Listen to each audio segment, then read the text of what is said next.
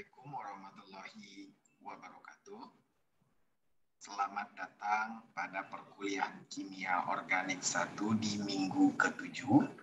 Topik kita di minggu ini adalah alkyl halida bagian pertama. Di mana topik yang akan dibahas pada minggu ini ada 4 bagian besar. Yang pertama yaitu tentang informasi umum, tentang sifat fisika, tata nama, dan sintesis. Kita awali yang pertama dengan alkyl halida. Alkyl halida yang disimbolkan dengan Rx, R itu merujuk pada alkyl, sementara X itu merujuk pada halida. Halida yang dimaksud di sini adalah unsur golongan 7A. Siapa saja? F, Cl, Br, dan I. Sementara At tidak masuk ke dalam topik kita karena lebih bersifat radioaktif. Alkyl halida sendiri itu adalah gugus halida 7A yang terikat pada karbon sp3. Semoga masih ingat topik di awal, karbon sp3 apa? Karbon yang mengikat semua atom secara tunggal. Apabila X atau halida tersebut terikat pada benzen, ini cincin benzen, maka dia disebut dengan aryl halida. Sedangkan apabila X atau gugus halida tersebut terikat pada alkena, maka dia disebut dengan vinyl halida. Tapi yang akan menjadi topik kita adalah alkyl halida. Secara garis besar, berdasarkan posisi dia terikat, terdapat 3 jenis alkyl halida. Yang pertama adalah alkyl halida primer. Apabila gugus halida atau atom halida terikat pada atom CH2 atau gugus CH2. Ingat. Sedangkan apabila halida tersebut terikat pada gugus CH, maka dinamakan alkyl halida sekunder. Ini primer. Sedangkan apabila gugus halida atau atom halida tersebut terikat pada atom atau gugus C, maka disebut dengan alkyl halida tersier. Kita lihat contoh. Oke. Dari sini kita tahu bahwa gugus Br itu terikat pada CH. Kita tahu bahwa apabila dia terikat ke dalam CH atau terikat pada CH, maka ini dinamakan alkyl halida sekunder. Oke. Selanjutnya, kita akan membahas masalah tata nama alkyl halida. Aturannya bahwa perpanjangan langsung dari tata nama alkana. Jika kamu sudah belajar tentang tata nama senyawa alkana, maka gampang untuk alkyl halida. Halogen sebagai substituen pada rantai induk. Nanti kita lihat. Langkah pertama untuk memberi penamaan adalah menentukan rantai induk. Apa itu rantai induk? Rantai karbon terpanjang yang mengandung gugus halogen. Ingat, jadi dia adalah rantai karbon terpanjang serta mengandung gugus halogen. Kemudian, berilah nama rantai induk dan selanjutnya nomor dimulai dari yang paling dekat dengan substituen pertama, yaitu substituen halogen. Jadi memberi nomor adalah yang paling dekat ke gugus halogen. Walaupun ada alkyl di sana, maka yang jadi patokan memberi nomor adalah yang paling dekat ke halogen. Kita lihat contoh pertama. Saya akan menulis secara sendiri supaya lebih bagus. Oke, kita lihat. Ada yang pertama, contoh ada CH3, CH2, CH, CH, CH3, lalu ada CH, C2H5, lalu di sini ada CHBr, lalu di sini ada CH2, CH2, CH3. Langkah pertama, kamu menentukan rantai induk.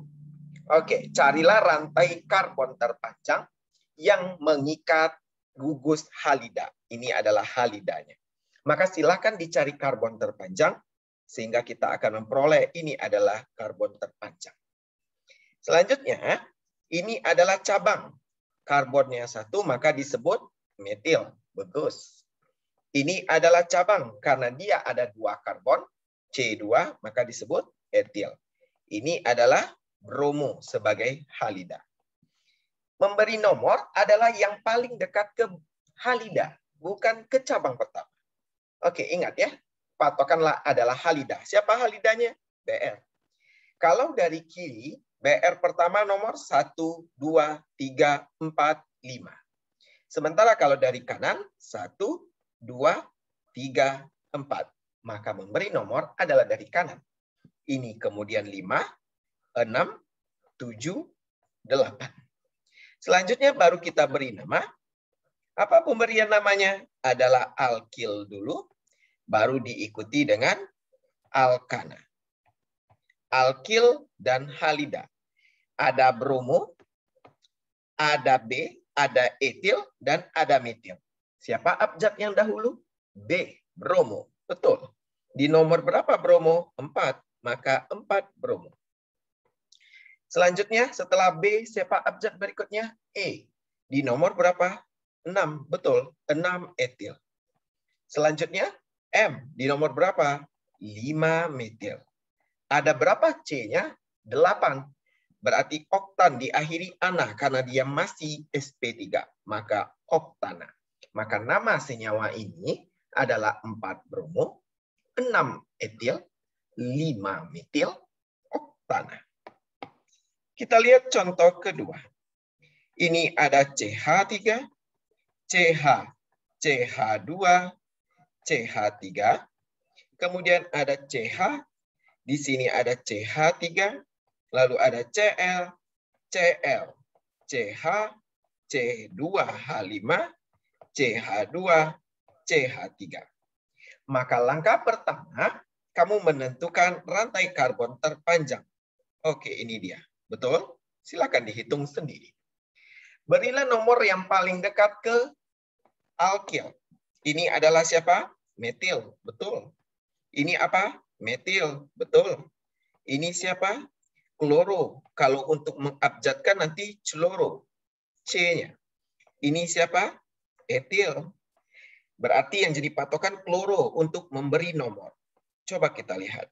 Kalau dari kiri, kloro nomor 1, 2, 3, 4, 5. Kalau dari kanan, kloro ada di nomor 4. Maka 1, 2, 3, 4, 5, 6, 7, 8. Mana duluan abjad chloro, etil atau metil? Ya, chloro. Di nomor berapa? 4. Tapi menuliskan tetap 4 kloro. Selanjutnya siapa? Betul, 3 etil. Selanjutnya ada 2 metil, berarti 5, 6 dimetil. Ada berapa karbonnya? 8. Maka 5, 6 dimetil oktana. Inilah nama untuk senyawa tersebut.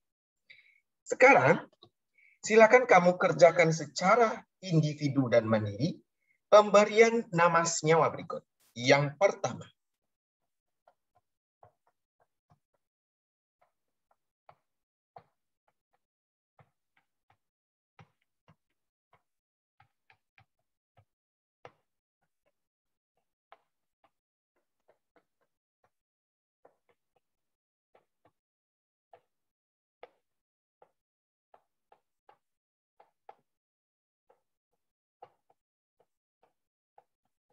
oke, dan nama kedua.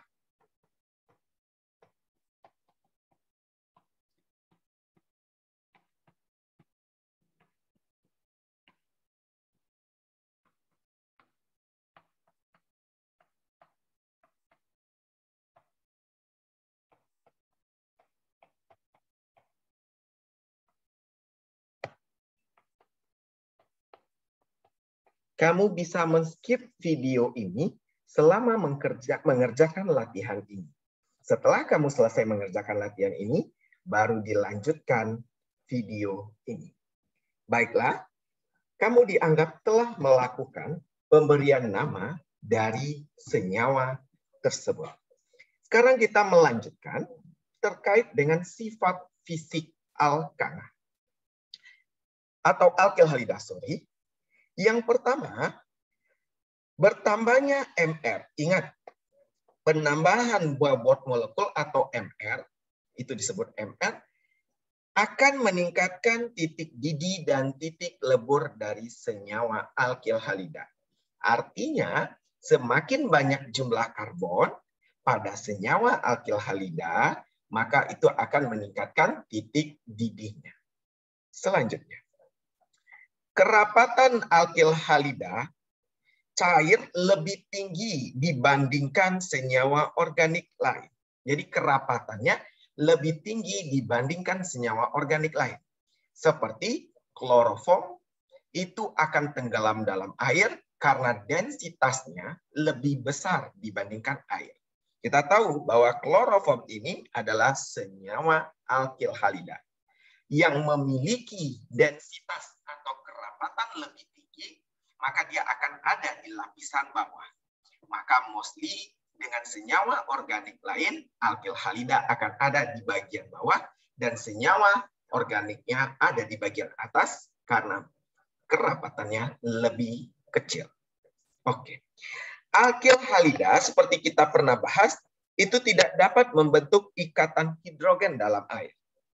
Karena dia tidak dapat membentuk ikatan hidrogen dalam air, maka dia cenderung bersifat non-polar. Ingat, cenderung. Karena dia tidak bisa membentuk ikatan hidrogen dengan sesamanya. Apa akibatnya? Dia sukar larut dalam air. Kenapa? Karena air sifatnya polar.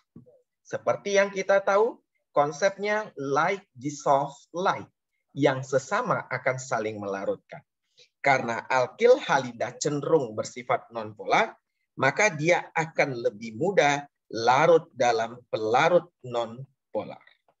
Oke. Kita akan bicara sekarang sintesis dari alkyl halida atau yang disebut dengan pembuatan alkyl halida. Jadi kita mau membuat alkyl halida dari suatu senyawa. Ini adalah alkyl halida, betul? Ya. Yang pertama, kita mereaksikan alkohol, ROH, dengan suatu asam halida. Berarti bisa saja F, bisa saja Cl, bisa saja Br, bisa saja I. Maka cara mudahnya gimana? Kamu tinggal mengganti, apa yang diganti Pak? Mengganti OH pada alkohol dengan X, tukar posisi. Sehingga dia menjadi RX. Dan sementara akan dihasilkan air. Jadi dia tinggal bertukar posisi. HOH atau yang disebut sebagai H2O. Sebagai contoh, kita mau membuat bromosikloheksana dari suatu alkohol. Otomatis kita tinggal mengganti Br ini dengan OH. Selesai. Selanjutnya, karena dia Br, maka dia adalah HX. X di dalam konteks ini adalah Br. Maka kita tambahkan dengan HBr.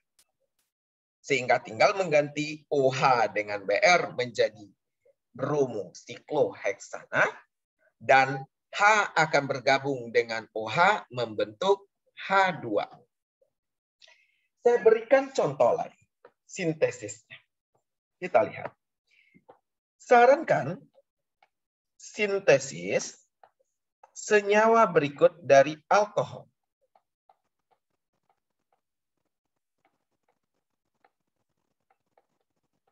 Oke. Kita lihat yang pertama. Itu adalah kita disuruh membuat 2 bromopentana. Berarti ini adalah alkyl halida. Kenapa? Karena dia mengandung gugus Br, bromo, betul? Maka langkah pertama kita tulis senyawanya dahulu, 2 bromo. Berarti ini Br, betul? Dan ada pentana, artinya ada 5 karbon. Oke. Kita beri nomor 1, 2, 3, 4, 5. Kalau kita ingin membuatnya dari alkohol, Maka kita tinggal menggantikan Br ini dengan OH di reaktannya. Maka CH3, CH diganti OH. Selesai. CH2, CH2, CH3 ditambah dengan HX. X dalam konsep ini siapa, Pak? Br. Maka ditambah dengan HBr. Karena dia adalah Br. Lalu ditambah dengan tadi siapa? H2O. Itu pasti. Sekarang kamu skip video ini dan sarankan sintesis senyawa berikut melalui atau dari suatu senyawa alkohol. Oke.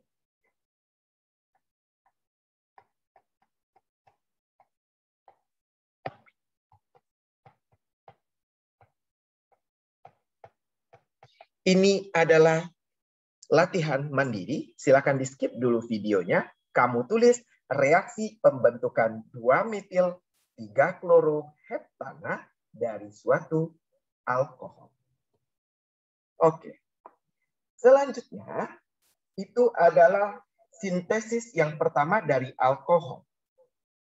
Sintesis yang kedua, itu adalah tetap dari alkohol, tapi dia direaksikan dengan SOCl2 dan ini spesifik menghasilkan alkil klorida. Jadi yang dihasilkan nanti adalah cuma Cl. Direaksikan dengan siapa? SOCl2. Lalu produk samping yang pasti siapa? Ini tidak perlu kamu ganti-ganti. Dia pasti menghasilkan SO2 dan HCl. Kita lihat contoh pertama.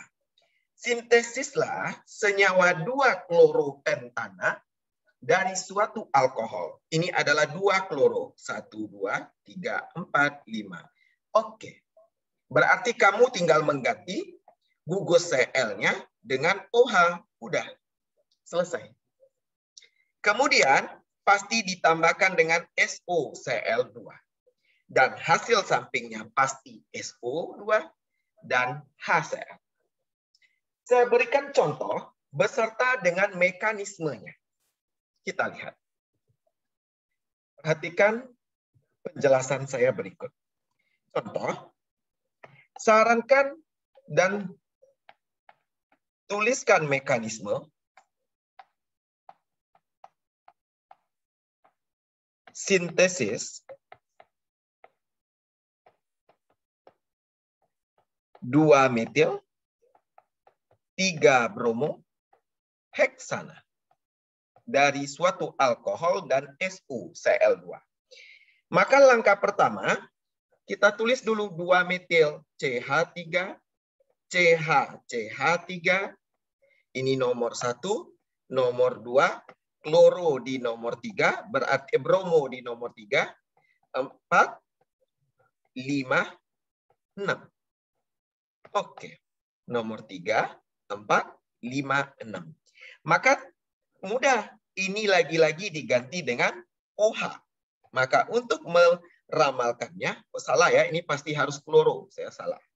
Ini kloro, pasti kloro. 3 kloro heksana, berarti Cl. Karena kita mau dari SOCl2. Ingat itu. Maka tinggal kita ganti dengan CH, CH3, di CH, OH. Udah. Tinggal diganti OH dengan Cl. Kemudian CH2, CH2, CH3 ditambah SOCl2. Ini yang pasti ditambah. Dan produk lainnya pasti SO2 dan HCl. Sekarang saya akan tuliskan mekanismenya. Jadi mekanismenya gampang. Jadi kamu tulis dulu CH3, CH, CH3, CHOH, lalu ada CH2, CH2, CH3, ditambah SOCl2.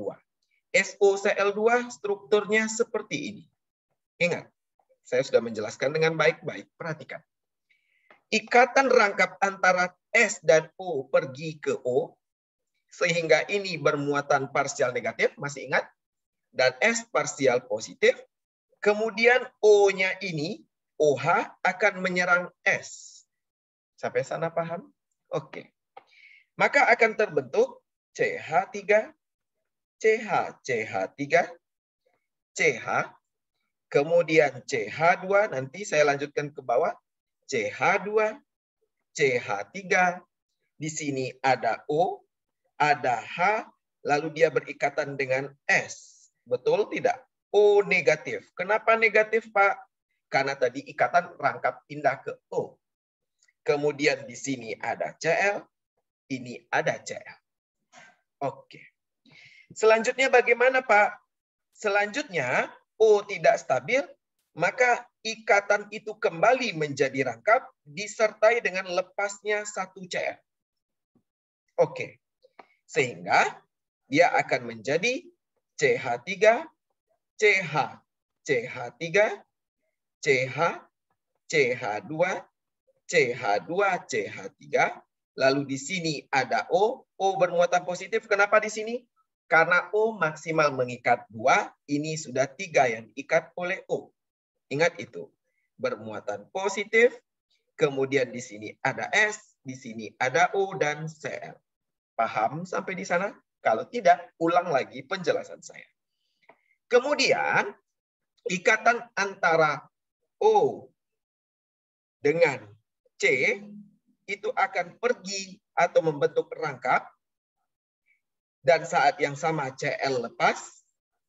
Dan Cl yang tadi, yang keluar tadi, itu akan menyerang C tempat terikatnya O tadi.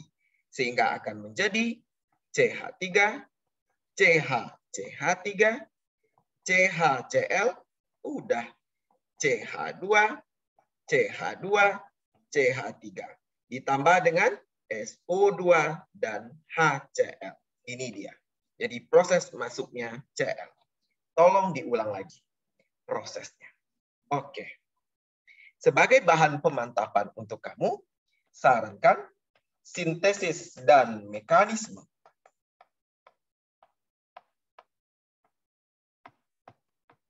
Senyawa 3 etil 1 kloro pentana dari SOCl2. Silakan di skip video ini dan kerjakan secara mandiri. Selanjutnya, kita akan melihat sintesis yang ketiga, itu antara alkohol lagi dengan PBr3. Bedanya, kalau yang SOCl2 tadi, yang dihasilkan pasti RCl, sementara dengan PBr3, yang dihasilkan pasti RBr. Direaksikan antara siapa? ROH atau alkohol dengan PBr3. Jadi kalau dengan PBr3 itu pasti masuknya Br. Kamu tinggal mengganti siapa, Pak? Yang diganti adalah OH diganti dengan Br. Lalu apa produk sampingnya, Pak? Ini pasti HOPBr2. Kita lihat contoh. Kita mau mensintesis 2 bromopentana. 1, 2, 3, 4, 5. Maka Br itu posisinya tadi dengan OH. Karena yang mau masuk Br, maka kita tambahkan dengan PBr3. Lalu apa produk sampingnya? Betul, HOPBr2. Oke, mengerti? Silakan. Kita berikan contoh beserta mekanismenya. Saya contohkan. Sintesis dari senyawa 2 bromo, 2 metil. Oke. 2 bromo, jangan 2 bromo. Saya mau mencontohkan 2 bromo butana dari PBr3. Maka langkah pertama kamu tulis dulu 2 bromo butana CH3, CHBr, CH2, CH3. Di nomor 2, 1, 2, 4 dia C-nya karena butana. Maka kamu tinggal mengganti siapa? Mengganti Br ini dengan OH. Posisinya CH3, CHOH, CH2, CH3. karena dia masuk BR, kamu tambahkanlah PBr3. Dan hasil sampingnya pasti HOPBr2. Oke. Selanjutnya bagaimana mekanismenya, Pak? Gampang. Oke. Mekanismenya kita lihat ada CH3, CHOH, ini OH, lalu ada CH2, lalu ada CH3. Ingat, ditambah PBr3. Ingat struktur kalau tadi SOCl2 bagaimana, PBr3 bagaimana. Maka ketika Br lepas, O akan menyerang P. Panahnya penuh, karena ini reaksi, bukan reaksi radikal. Maka akan terbentuk apa, Pak? CH3, CH, CH2, CH3, O, di sini ada H, di sini P, Br2, sisanya. Betul? Dan lihat, O-nya mengikat berapa? Mengikat 1, 2, 3. Sementara kita tahu, O itu golongan 6 maksimal mengikat 2, maka dia menjadi bermuatan positif. Setelah ini, maka akan ada Br negatif yang keluar tadi, yang ini. Oke. Saat untuk menetrakan muatan O, maka ikatan antara C dan O akan menuju ke O, dan saat bersamaan Br akan menyerang CH. Sehingga terbentuklah CH3, CHBr, masuk Br betul, CH2, CH3, ditambah dengan HOPBr2. Selesai. Lebih gampang mekanismenya. Oke. Sekarang, silakan kamu cobakan. Sarankan sintesis dan mekanisme. Lengkap dengan mekanismenya, maksud saya. Senyawa, 3 etil. Oke, mungkin bukan 3 etil dulu. Mekanisme, 2 bromo, 3 etil, pentana. Dari PBr3. Silakan di-skip video ini dan kerjakan latihan secara mandiri. Oke. Selanjutnya, ada 4 cara sintesis alkil halida. Sintesis yang terakhir itu dari alkena atau ikatan rangkap 2. Ini, perhatikan. Antara alkena direaksikan dengan HX. X-nya siapa, Pak? Tergantung yang mau masuk itu X-nya siapa. Ingat itu. Jadi ingat, kalau mau masuknya F, maka HF. Kalau mau masuk Cl, maka HCl. Sementara kalau mau masuk Br, maka HBr. Dan kalau mau masuk I adalah HI. Dan kemudian dia mengikuti aturan, ada 2 aturan yang akan diikuti. Kalau ada peroksida dalam soal, maka dia akan masuk ke dalam H-nya, akan masuk ke yang miskin H. Nanti saya contohkan. Tapi kalau tidak ada peroksida tanpa ditulis apapun dalam reaksi, maka dia akan H akan masuk ke yang kaya H. Nanti kita lihat contoh. Oke. Sekarang kita mau melihat. Oke. Sintesis 3 bromo, 2 metil, pentana. Oke. Dari suatu alkena. Maka kamu lihat, ada 3 bromo, 2 metil. CH3, CH, CH3, CHBr, CH2, CH3. Ingat, alkenanya pasti terbentuk di dekat Br-nya atau halidanya. Boleh alkena terbentuk di sini, atau boleh jadi alkena terbentuk di sini. Oke. Maka, kalau mau mengikuti aturan Markov-Nikov, jadi ingat, kalau mau mengikuti aturan Markov-Nikov, maka kita lihat nih. Jadi terbentuk alkena di sini contohnya. CH3, CH, CH3, lalu ada CH, lalu ada di sini CH, lalu di sini CH3. Karena yang mau masuk Br, maka kita tambahkanlah dia dengan HBr. Oke. Maka karena jumlahnya hanya sama, oke, maka H masuk ke sini. Jadi ini ada HBr. Maka alkenanya, seperti yang sudah dipelajari di bagian alkena, ikatan rangkap menyerang H, sehingga dia akan masuk ke sini. Sementara Br-nya nanti akan menyerang CH, sehingga masuk ke posisi ketiga. 1, 2, 3, 4, 5. Sekarang kamu pasti bertanya, Pak, apa maksud Markov-Nikov dan anti-Markov-Nikov? Kita lihat.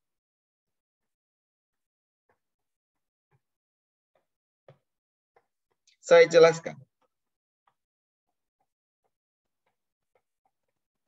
Oke. Dua reagen atau zat yang sama. Oke. Sama-sama direaksikan dengan HCl. Bedanya, yang di atas ada peroksida. Ini peroksida, H2O2. Yang di bawah tidak. Coba lihat lagi, bahwa kalau dia ada peroksida, dia akan mengikuti aturan anti-Markov-Nikov. Artinya H akan masuk ke yang miskin H. Kita lihat. Mana yang lebih miskin H-nya? Apakah C atau CH? Betul. Yang lebih miskin C. Sementara H pada CH ada 1. Sehingga H-nya akan masuk ke C. Sehingga menjadi CH3, CH, CH3. Ini putus rangkapnya, CH, dan Cl-nya masuk ke arah yang berbeda. Bandingkan dengan yang di bawah. Tanpa ada peroksida. Maka ini mengikuti aturan Markov-Nikov. Artinya apa? H akan masuk ke yang kaya H. Otomatis kita lihat nih. Mana yang lebih kaya H? Betul, CH.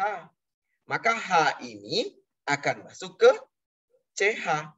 Sehingga produknya menjadi CH3, C, Cl-nya masuk ke posisi yang lain, dan CH-nya masuk ke CH menjadi CH2.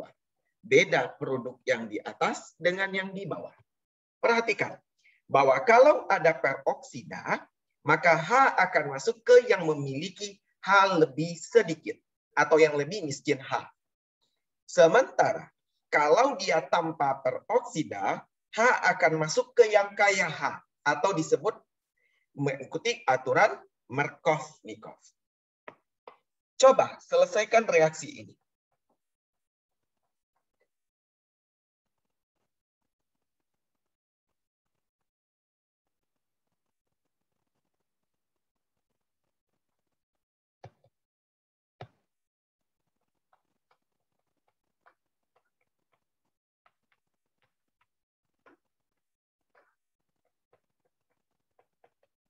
Oke, silakan diselesaikan reaksi.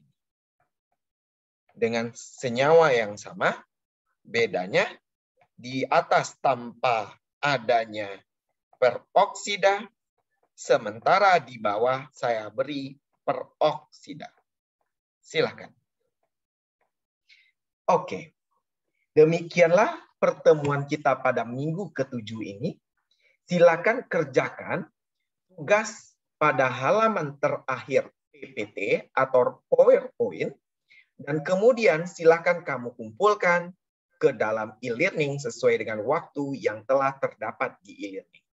Demikianlah pertemuan kita pada minggu ke-7 ini. Terima kasih atas perhatiannya. Assalamualaikum warahmatullahi wabarakatuh.